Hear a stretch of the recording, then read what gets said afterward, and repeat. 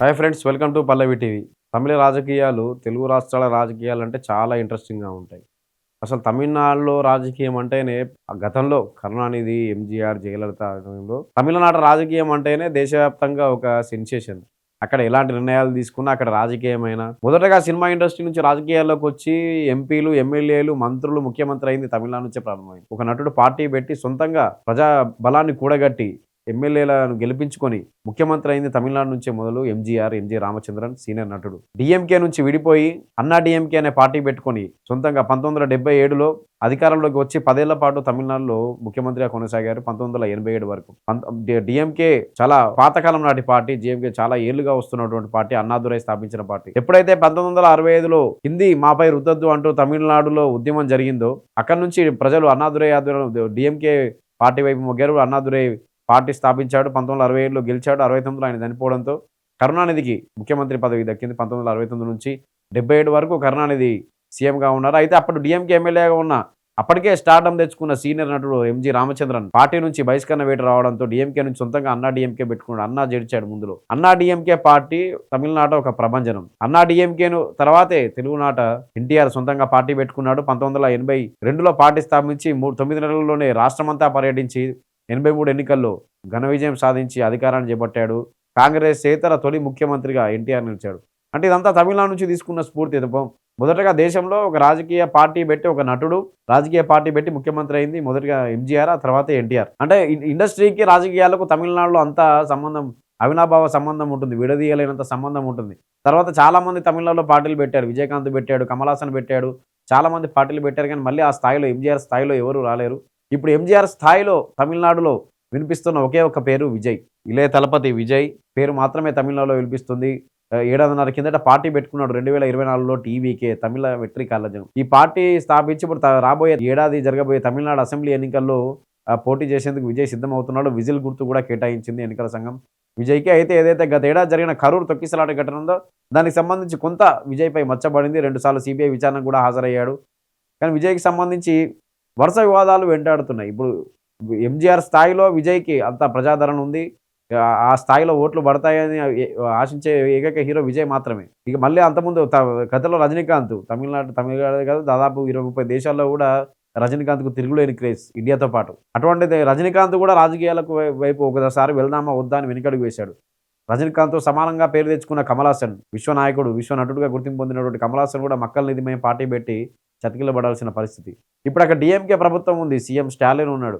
కానీ విజయ్ పెట్టిన పార్టీ పెట్టిన తర్వాత జరుగుతున్న ఘటనలు అవన్నీ కొంత విజయ్కి వ్యతిరేకంగా ఉంటున్నప్పటికీ, కొంత ఇబ్బంది పెడుతున్నప్పటికీ, కరూర్ తొక్కిసలాట ఘటన కాస్త ఇబ్బంది పెట్టినప్పటికీ ఇటీవల జరుగుతున్న ఘటనలు మరి విజయ్కి కొంత వ్యతిరేకత వచ్చే అవకాశం ఉన్నట్టు తెలుస్తుంది. ఎందుకంటే విజయ్ భార్య సంగీత ఎవరైతే ఉన్నారో ఆమె విడాకులు అప్లై చేయడం, చెంగల్పట్టు కోర్టులో విడాకులు కోరుతూ పిటిషన్ వేయడం. ఏప్రిల్ 20న ఇది విచారణకు రానుంది. విజయ్ భార్య చేసినటువంటి విడాకుల కేసు. 25 ఏళ్ళైంది వాళ్ళకి పెళ్ళై, ఒక బాబు ఉన్నారు.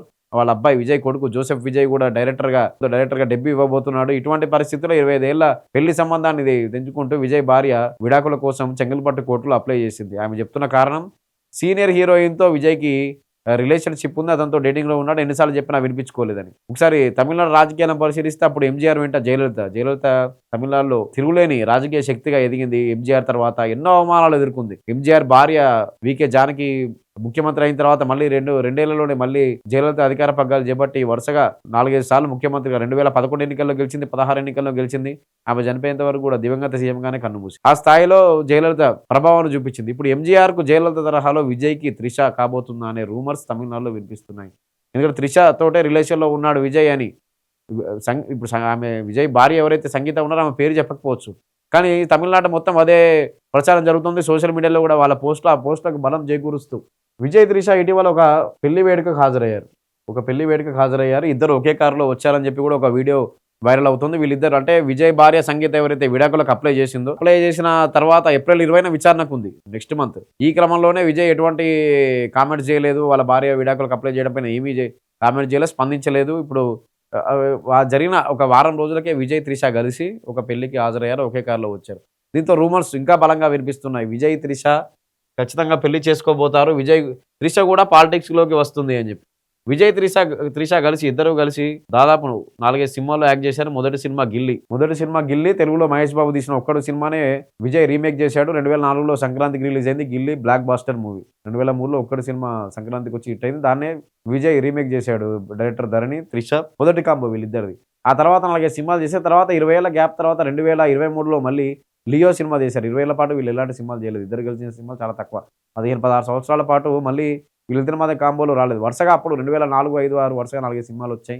అన్నీ సూపర్ హిట్‌లయ్యాయి. తర్వాత మళ్ళీ 2023లో లోకేష్ కనగరాజన్ డైరెక్షన్‌లో 'లియో' అనే సినిమా చేశారు. 'లియో' సెట్స్‌లో త్రిష బర్త్‌డేకి సంబంధించిన ఫోటో ఇది. అప్పటినుంచి వీళ్ళ మధ్య మళ్ళీ కొంత సాన్నిహిత్యం ఏర్పడింది. రిలేషన్ విజయ్ బర్త్‌డేకి త్రిష గిఫ్ట్‌లు పంపడం, తర్వాత బెస్టీస్ అంటూ సోషల్ మీడియాలో, ఇన్‌స్టాగ్రామ్‌లో పోస్టులు పెట్టడం. ఇలా వీళ్ళిద్దరి మధ్య ఏదో ఉంది అంటూ రూమర్స్ వినిపిస్తూ వస్తున్నాయి.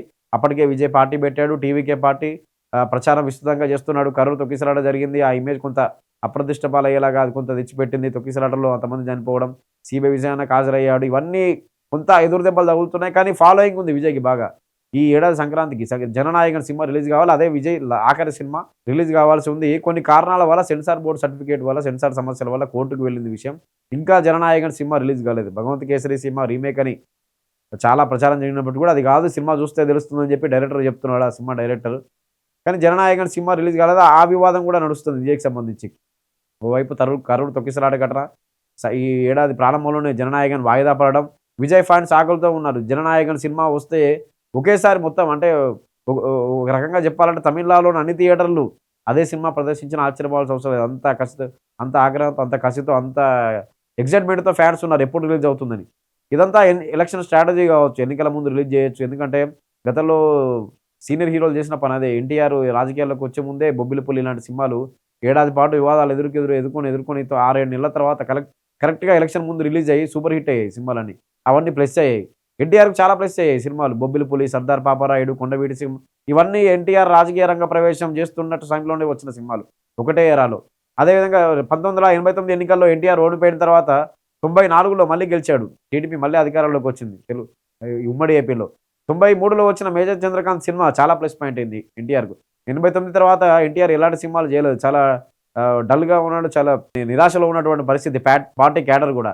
అటువంటి పరిస్థితుల్లో ఎన్టీఆర్ 'మేజర్ చంద్రకాంత్' 93లో సినిమా తీసి రిలీజ్ అవ్వడం, అది సూపర్ హిట్ కావడంతో ఎన్టీఆర్‌కు అది కొంత కలిసొచ్చింది. మళ్ళీ 1994 ఎన్నికల్లో టీడీపీ విజయడంకా మోగించింది.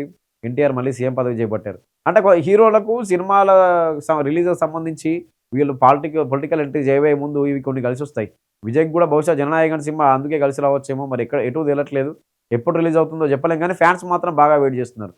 విజయ్ విషయానికి వస్తే విజయ్‌తో పెళ్లి చేసుకోబోతున్న ప్రచారం జరుగుతుంది. అయితే ఈరోజు త్రిషకి సంబంధించి ఒక వీడియో వైరల్ అవుతుంది. గతంలో ఇచ్చిన ఒక ఇంటర్వ్యూ వీడియో, నాకు సీఎం అవ్వాలని ఉంది అని. దీంతో త్రిష పొలిటికల్ ఎంట్రీ కన్ఫర్మ్ అనే ఒక ప్రచారం జరుగుతోంది.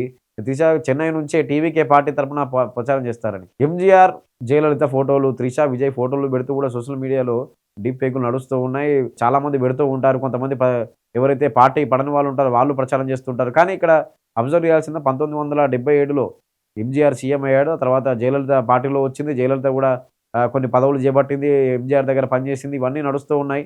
అప్పటికే ఎంజీఆర్ మూడో పెళ్లి కూడా చేసుకుని 3 భార్యలు ఎంజీఆర్‌కు. వీకే జానకి ఆమె మూడో భార్య. ఆమె కొంతకాలం ముఖ్యమంత్రి కూడా పనిచేసింది.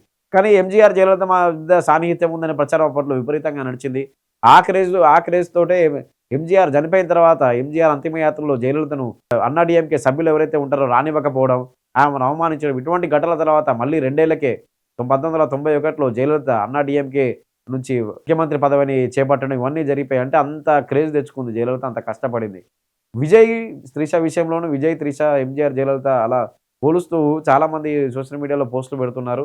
త్రిష కూడా పొలిటికల్ ఎంట్రీ టీవీకే తరపున జరుగుతుంది అని చెప్పి ప్రచారం జరుగుతుంది. త్రిష ఖచ్చితంగా చెన్నైలోని ఏదో సెగ్మెంట్ నుంచి పోటీ చేస్తుంది. ఎందుకంటే చెన్నైలో చాలామంది సీనియర్ లీడర్లంతా చెన్నైలోని సెగ్మెంట్ నుంచే పోటీ చేశారు. కరుణానిధి చెన్నైలోని ఒక సెగ్మెంట్ నుంచి పోటీ చేశారు. ఎంజీఆర్ కూడా చెన్నైలోని చాలా సెగ్మెంట్లు అసెంబ్లీ నియోజకవర్గాల నుంచి పోటీ చేశారు. కరుణానిధి, ఎంజీఆర్ ఇలా చాలామంది సీనియర్ లీడర్లు, జయలలిత కూడా చాలామంది చెన్నై నుంచే పోటీ చేశారు. ఇప్పుడు చెన్నై నియోజకవర్గానికి స్టాలిన్ ఎమ్మెల్యేగా ఉన్నాడు. అదే చెన్నైలోని ఏదో ఒక నియోజకవర్గానికి టీవీకే పార్టీ తరపున త్రిషను పోటీలో దించే ఆలోచనలో ఉన్నట్లు తెలుస్తుంది. ఏదో ప్రచారం జరుగుతోంది. మొత్తంగా అయితే తమిళనాడులో విజయ్ పార్టీ పెట్టిన తర్వాత నుంచి వరుసగా జరుగుతున్న ఘటనలు చూస్తుంటే ఇదంతా ఓన్ ఇమేజ్ క్రియేట్ చేసుకోవడమా, సింపతి క్రియేట్ చేసుకోవడమా, సినిమా ఆలస్యం కావడం గానీ, లేదా మిగతా కరోడ్ తొక్కిసలాట ఘటన అది ఎవరు ఎక్స్‌పెక్ట్ చేయంది. ఎవరు ఊహించని ఘటన అదొకటి. కానీ సినిమా రిలీజ్ అవ్వడం, తర్వాత విజయ్ భార్య విడాకులను కోరడం, త్రిష, విజయ్ కలిసి ఒకే పెళ్ళికి హాజరు కావడం, ఒకే కార్‌లో రావడం. త్రిష గతంలో ఎప్పుడో చెప్పిన సీఎం కావాలని ఉందని చెప్పిన కామెంట్స్ ఇప్పుడు వైరల్ కావడం, ఆ వీడియో సోషల్ మీడియాలో విపరీతంగా వైరల్ కావడం. త్రిష పొలిటికల్ ఎంట్రీ ఇస్తుందంటూ ప్రచారం జరగడం. ఇదంతా టీవీకే ఇప్పుడు రాబోయే అసెంబ్లీ ఎన్నికల్లో పోటీ చేస్తే తప్పనిసరిగా త్రిషకు టికెట్ ఉంటుంది. త్రిష ఇప్పటివరకు పెళ్లి చేసుకోలేదు. ఒకసారి ఎంగేజ్‌మెంట్ అయ్యి రద్దయింది. చాలా హీరోలతో పెళ్లి జరగబోతుంది. వాళ్ళతో జరగబోతున్న రూమర్స్ వచ్చాయి తప్ప త్రిష కూడా వాటిని ఎప్పుడు ఓకే చేయలేదు, ఖండించలేదు. త్రిషకు సంబంధించి పొలిటికల్ ఎంట్రీ పైన ఇప్పుడు ప్రచారం జరుగుతుంది. వీళ్ళిద్దరూ టీవీకే పార్టీని నడిపిస్తారు. టీవీకే ఎందుకంటే ఎంజీఆర్, జయలలిత మాదిరిగా తమిళనాడు రాజకీయం మరోసారి ఎంజీఆర్, జయలలిత ఎలా అయితే నడిచిందో అలా నడవబోతోందా అని చెప్పి ఒక ప్రచారం నడుగుతోంది. ఎందుకంటే సోషల్ మీడియా మొత్తంగా అవే పోస్టులున్నాయి. ఎంజీఆర్, జయలలిత, విజయ్, త్రిష ఫోటోలు అలా పెడుతూ నడిపిస్తున్నారు కాబట్టి టీవీకి ఖచ్చితంగా విజయ్‌కి ఏదో ఆ క్రేజ్ ఉంది. తమిళనాడులో ఎంజీఆర్ తర్వాత విజయ్‌కి ఆ స్థాయిలో క్రేజ్ ఉంది. పొలిటికల్‌గా విజయ్ ఎప్పుడైతే పార్టీ పెడుతున్నామని ప్రకటించాడో అప్పటి నుంచి ఇదే చివరి సినిమా అని కూడా చెప్పేసాడు. 'జననాయక్' సినిమా మొత్తం పొలిటికల్ ప్రచారం మీదే ఫోకస్ పెట్టాడు. ఫుల్‌గా పొలిటికల్ ప్రచారం. కానీ విజయ్ భార్య ఎప్పుడైతే విడాకులు కోరిందో అప్పటి నుంచి మళ్ళా బాగా ప్రచారం జరిగింది. అంటే ఇదంతా తన సింపతి గెయిన్‌కు వాడుకుంటున్నాడా ఇవన్నీ? ఈ విడాకులకు భార్య అప్లై చేయడం గాని, త్రిషతో కలిసి రావడం గాని ఇవన్నీ పార్టీకి సంబంధించి సింపతికి లేదా ప్రజాకర్షణ కోసం కోరుకుంటున్నాడని తేలాల్సి ఉంది. ఎందుకంటే ఇవన్నీ ఒక్కోసారి బూమరాంగ్ అయ్యి రివర్స్ అయ్యే ఛాన్స్ ఉంది. కమల్ హాసన్ పార్టీ పెట్టిన తర్వాత ఆ చతికిల పడిపోయాడు పూర్తిగా. ఎక్కడ కూడా ప్రభావం చూపించలేకపోయాడు. కానీ విజయ్ పరిస్థితి వేరు. విజయ్‌కి మాస్‌లో మంచి ఫాలోయింగ్ ఉంది. ఇదంతా కావాలని చేస్తున్నారా? లేదా రాజకీయ లబ్ధి కోసం లేదా అంటే ఎన్నికల వరకు వేచి చూడాల్సిందే. ఎన్నికల ముందు వరకు కూడా ఎలా ఉంటుందని వేచి చూడాల్సిందే. ప్రస్తుతానికైతే విజయ్, త్రిష రిలేషన్‌లో ఉన్నారనే ప్రచారం మాత్రం గట్టిగా జరుగుతుంది. Thank you.